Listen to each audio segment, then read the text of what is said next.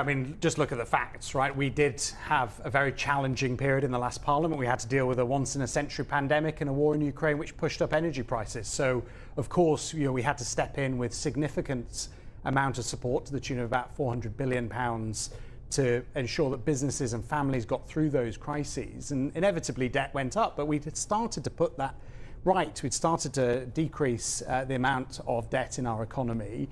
Labour have then come in and increased debt. In fact, they made it worse by changing the fiscal rules to be able to borrow more. And so it's a little bit rich for her to come out in this very unusual and very odd speech before a budget just weeks away to say that, it's terrible that we've got so much debt when she is the one that's increased that level of debt. Well, she's basically saying that what she's aiming to do now is three-pronged: cut NHS wait times, bring down the cost of living, and cut government debt. And she's saying that the Labour government is the one that's willing to do the dirty work here. It's not politically popular, but it's what's necessary.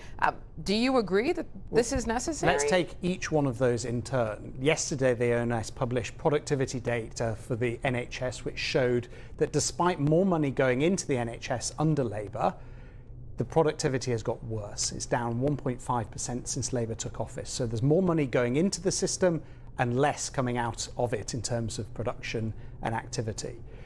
If you take cost of living, inflation has doubled almost since Labour took office, and that's because they pumped more money into public sector pay deals to the tune of about 25%, which we warned would be inflationary.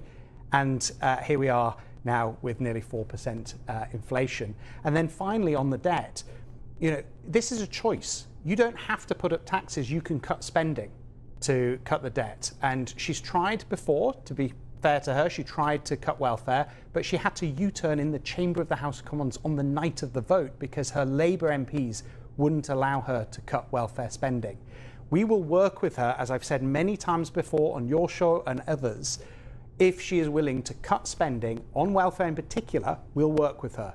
Taxes are a choice, and what she said today, be in no doubt, is avoidable.